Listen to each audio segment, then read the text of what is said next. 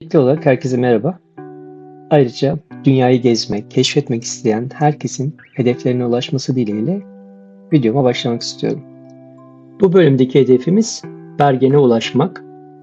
Tabii Bergen'e giderken gördüğümüz güzel şelaleleri de sizinle paylaşacağız. Ayrıca Norveç'teki ilk feribot deneyimini de bu bölümde tecrübe edeceğiz. Şimdi küçük bir hatırlatma ile videomuza kaldığımız yerden devam edelim.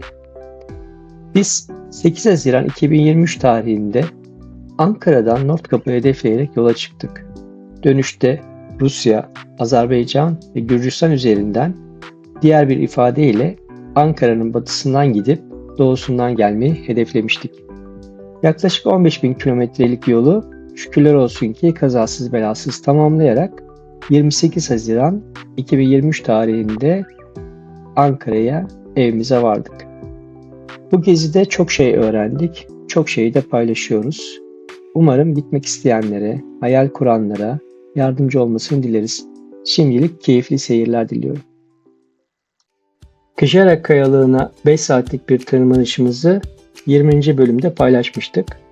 Kışarak'tan inip saat 8.30 gibi karavana vardığımızda orada kalamayacağımız için, yani overnight stay olmadığı için tekrar Stavanger'e geri döndük.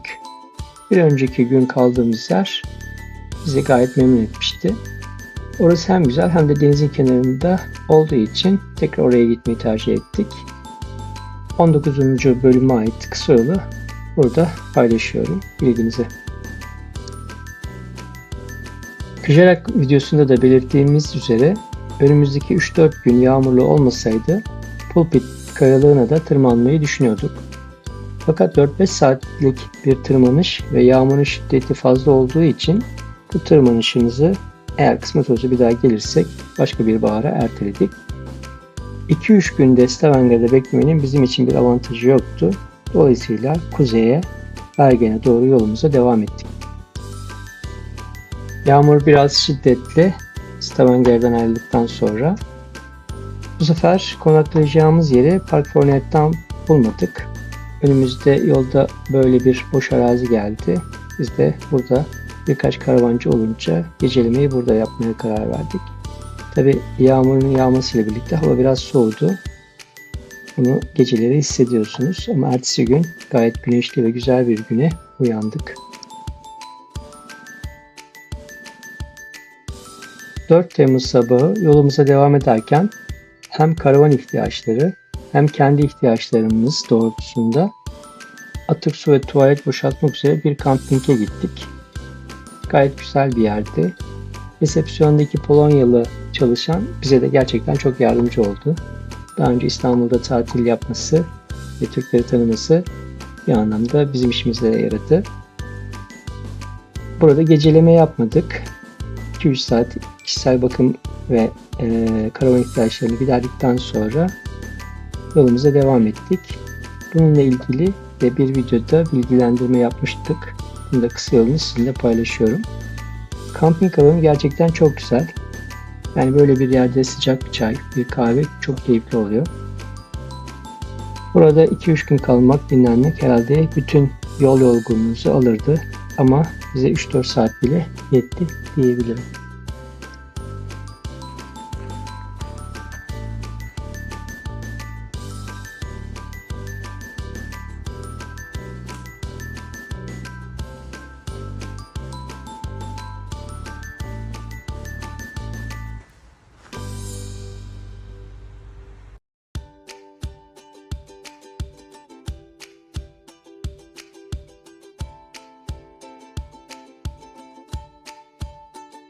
Feribottan kaçış yok. Hele Nordkap'a gidiyorsanız. Daha doğrusu en ekonomik yol feribot kullanmak oluyor. Deniz seviyesinden yüzlerce metre yukarı çıkıp tekrar aşağı inmektense veya yolu uzatmaktansa, fiyordu dolanmaktansa direkt karşıya geçmek en kestirme ve en ekonomik yol. Biz de Mestefalen üzerinden Bergen'e gitmek üzere Nesvik tarafına geçmek için feribota bineceğiz. Bu da bizim ilk deneyimimiz olacak. Feribotla ilgili de bir detaylı video paylaşmıştım. Norveç'te otoban, karayolları ve feribot kullanımına ilişkin detaylı bilgi o videoda mevcut. Onun da kısa yolunu burada sizinle paylaşayım. Vaktiniz ve ilgi alanınıza giriyorsa tavsiye ederim. Feribota binerken zaten direkt plaka ile sizi kaydediyorlar ya da feribotun içerisinde plakanızı kaydediyorlar. Eğer sistemde kayıtlıysanız sorun olmadan yolculuk yapılıyor. Ödemeler de aylık olarak sonradan ödeniyor. Fakat en ekonomik ve en indirimli yöntem videoda bahsettiğim şekilde bir firmaya kayıt oluyorsunuz. Dolayısıyla aracınızı ve karavanınızı siz de kayıt ettirirseniz geldiğinizde feribot kullanmak isterseniz kayıtlı bir şekilde kullanmak her zaman avantajlı oluyor. Bilgilerinizi. Google haritalarında iğne yani pin yapmıştık. Rotamızın üzerinde ya da yakınında olursa ve hava da müsait olursa bu belirlediğimiz noktalara, destinasyonlara uğramaya çalıştık. Tabii %100'ünü yaptık diyemem. Şu andaki hedefimiz Mestafalen. Buraya gidip oradan yukarı çıkıp Bergen'de olmayı hedefliyoruz.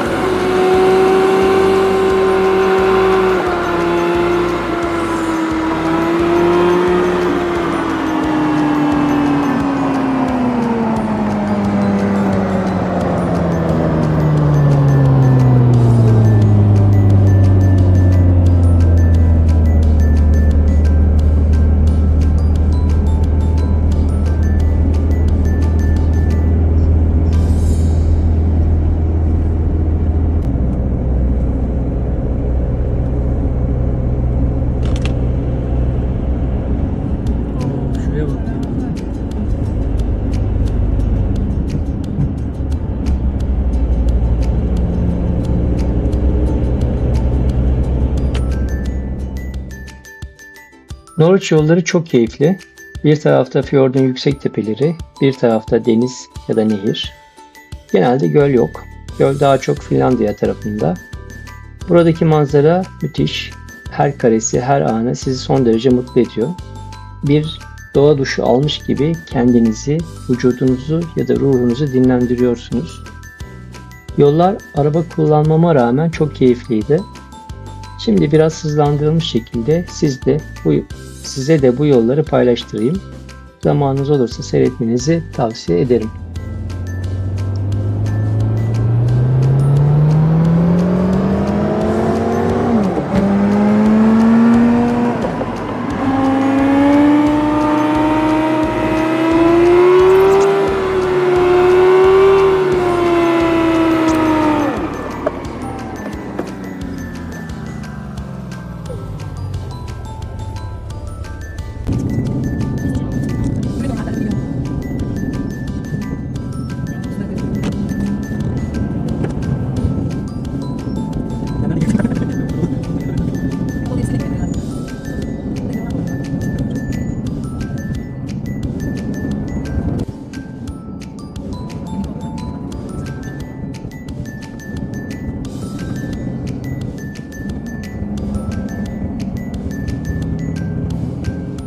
Norveç'te dağ yolları daha önce bahsetmiştik. Dar ve tek şeritli. Bunun için genelde cepler var. Zaten yavaş gidiyorsunuz. Çok sorun olmuyor. Norveç'te bizim edindiğimiz prensip 1 kilometre 1 dakika. Yani 100 kilometrelik bir yolu 100 dakikada alacağınızı kesinlikle söyleyebilirim.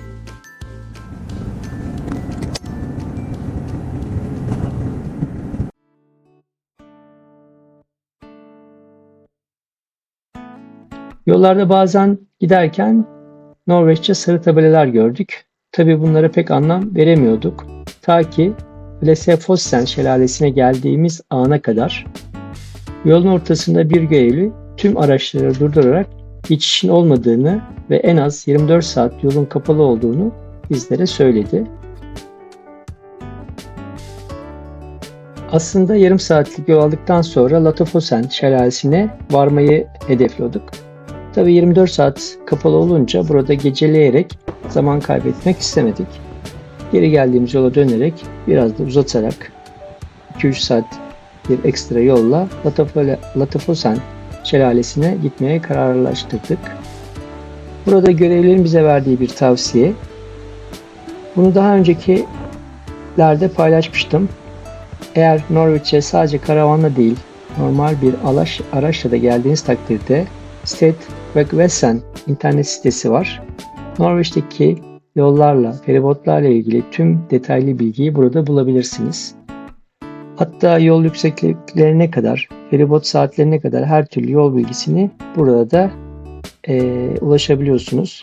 Benim şu ana kadar Norveç'le ilgili birçok video seyrettim ve hiçbir videoda bunu paylaşan görmemiştim.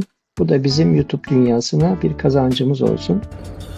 İnşallah arabayla, karavanla gelmek isteyenlere de faydası olur. Size birçok zahmetten kurtarabilir. Eğer biz de bakıp yolun 24 saat kapalı olduğunu görüp alternatif yolları kullansaydık bu kadar zaman kaybetmezdik. Dolayısıyla bu kadar yolu gidip gelmemize gerek kalmayacaktı. Ama bunda da bir hayır varmış diyelim. Eğer yola devam etseydik Langfossen'i belki de göremeyecektik.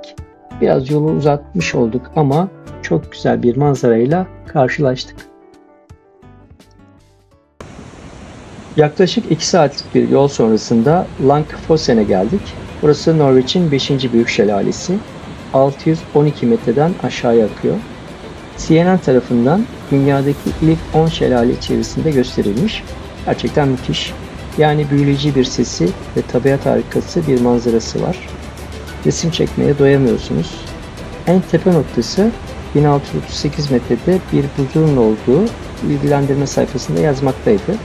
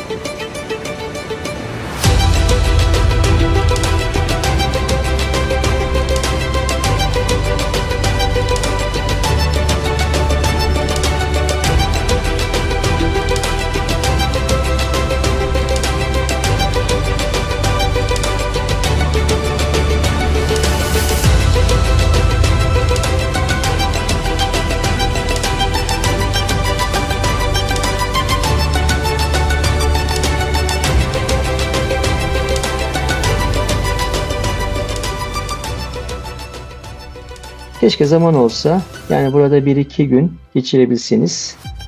Yukarıda hiking yapacak çok rota olduğu söyleniyor. Görsel banyomuzu yaptıktan sonra fotoğrafları, videoları çekip yolumuza devam ettik.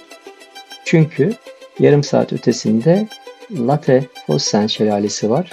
Aslında Fossen Norveççe şelale anlamına geliyor. Yani 2 defa söylemiş gibi oluyoruz ama jargon bu yönde diyelim. Langfossen, Latofossen, Lessafossen.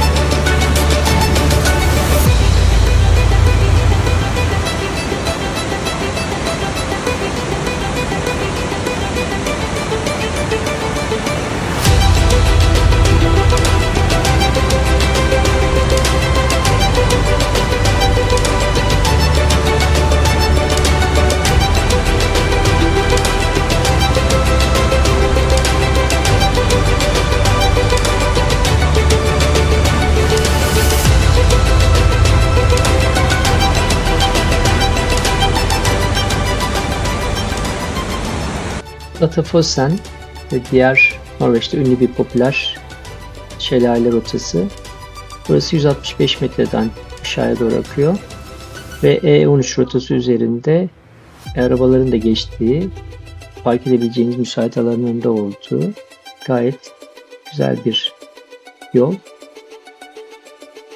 Latafossen şelalesi aslında ikiz şelale gibi bir dağın arkasından sağlı sol akıp bir tarihi köprünün altından akarak nehirle karışıyor. Burası da gerçekten güzel, ıslanma riski fazla.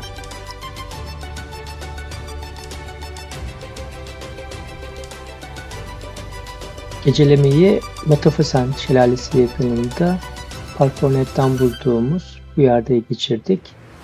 Yol kenarı olmasına rağmen gayet keyifliydi.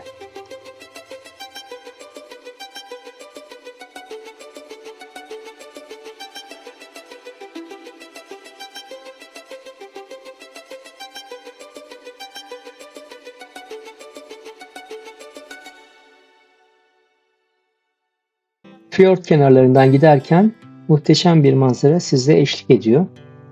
Yani keşke araba yolculuğu değil de bir otobüs yolculuğu yapıp bütün o manzaraya tam olarak doyabilsek. Her 2-3 kilometrede durup fotoğraf çektirmek isteniyor. Tabi Norveç'in güneyi turistik bir yer. Yolumuzun üzerinde o kadar çok karavanla karşılaşıyoruz ki neredeyse bütün Almanya'nın ve Avrupa'nın kuzeyindeki ülkeler yazı burada geçiriyor dersek yeridir. Keyifli, güzel bir rota. Norveç'te karavancılar için gerçekten sınırsız konaklama imkanları var. Neredeyse her 5-10 kilometrede bir müthiş manzaralı kampingler de mevcut. Yani hangisinde kalacağınızı şaşırabilirsiniz. Biz Norveç'te hiç kamping alanında kalmadık. Hep Park Hornet'ten bulduğumuz alanlarda kaldık. Şimdi feribotumuza binerek yolumuza devam edelim.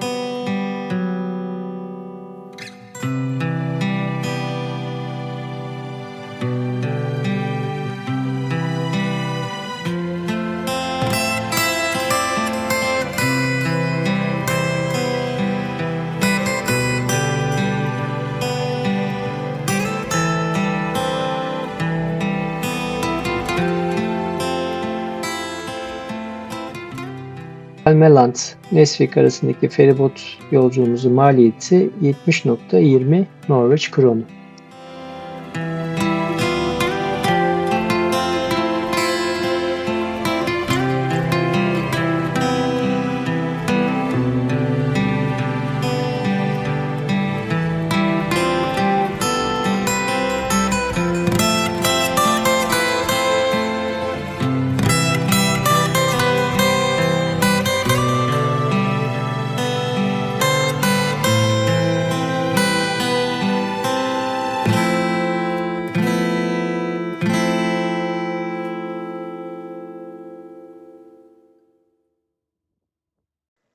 Nihayetinde Bergen şehrine ulaştık. Karavanla Bergen şehrinin içerisinde dolaşmak biraz zor.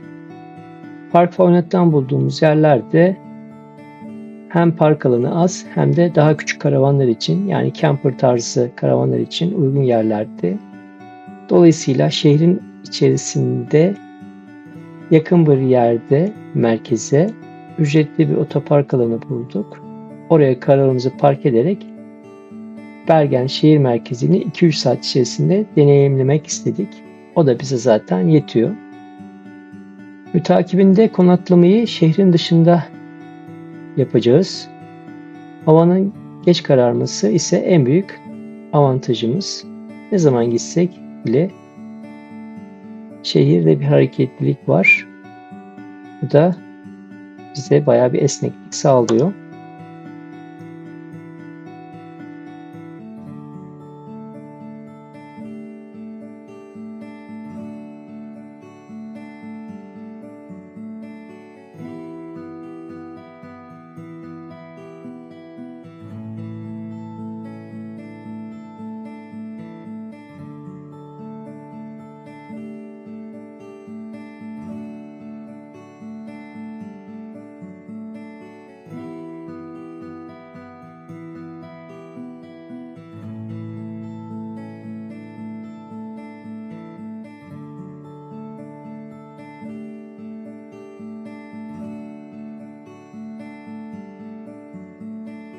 Biriken, yani şehrin ilk yerleşim bölgesi. Buraya ulaşmak için balık pazarından geçerek renkli evlerin olduğu meşhur ahşap tarihi bölgeye geldik. Balık pazarında çok farklı lezzetleri, Kuzey Deniz'in birçok deniz ürününü burada tadabilirsiniz. Aynı zamanda balina büfteğinden tutun da denizden bizim için biraz uzak olan yiyecekleri burada deneyimleyebiliyorsunuz.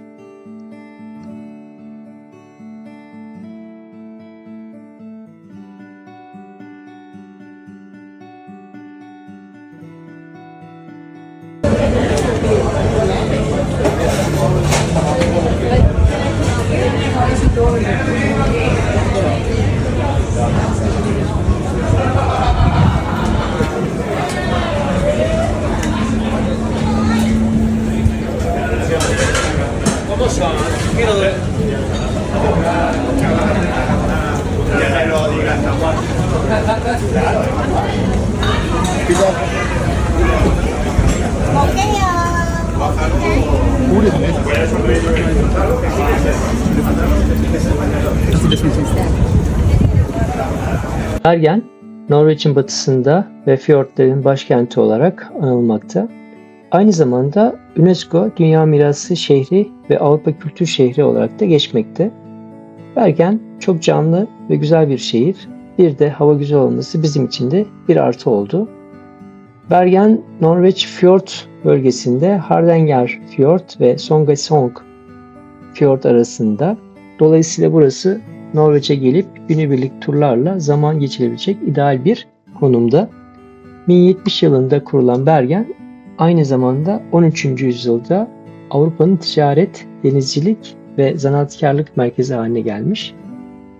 Avrupa'da önemli ticaret merkezlerin arasında önemli bir yere sahip. Burası gerçekten Orta Çağ'dan kalma binalarıyla sizi tahta, ahşap, yol ve evler arasında büyüleyici bir atmosfere sokuyor. Zaten gelirseniz muhakkak uğrayacağınız bir nokta. Şimdilik güzel seyirler diliyorum.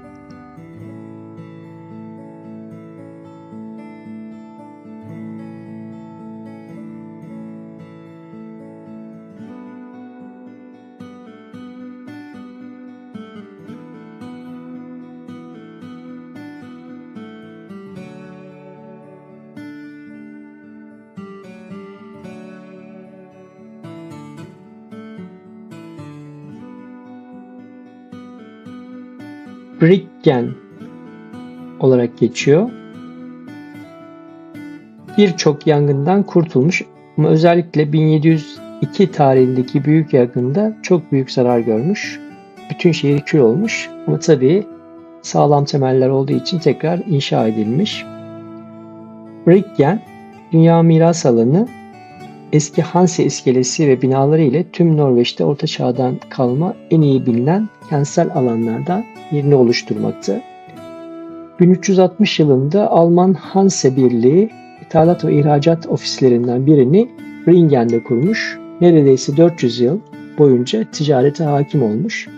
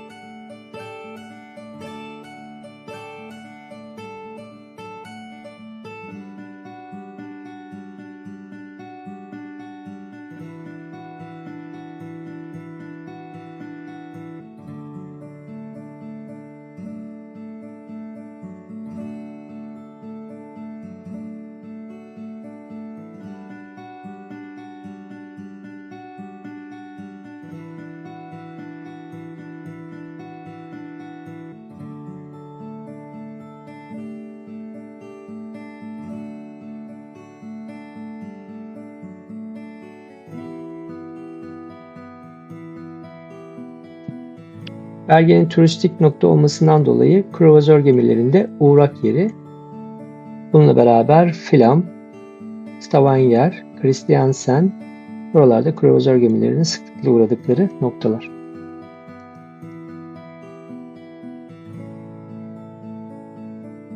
Şehir merkezindeki fünikülür yaklaşık 6 dakikada sizi 320 metre yüksekliğe zirveye çıkartıyor. Oradan şehrin, fiyordun ve dağların muhteşem panoramik manzarasını görebiliyorsunuz. Yaz fiyatları yetişkinler için 160, çocuklar için 80, kış fiyatları ise yetişkinler için 120, çocuklar için 60 Norveç kronu olarak gözükmekte.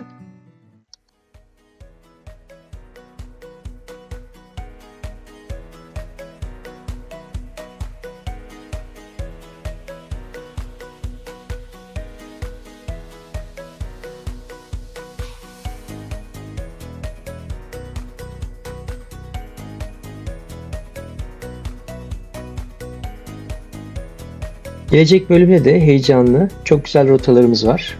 Bunlardan bazılarını ipucu olarak söylersek Flam ve Gardanger Cruise liman bölgesi. Orada da çok güzel manzaraları sizinle paylaşmayı planlıyoruz. Şimdilik görüşmek dileğiyle.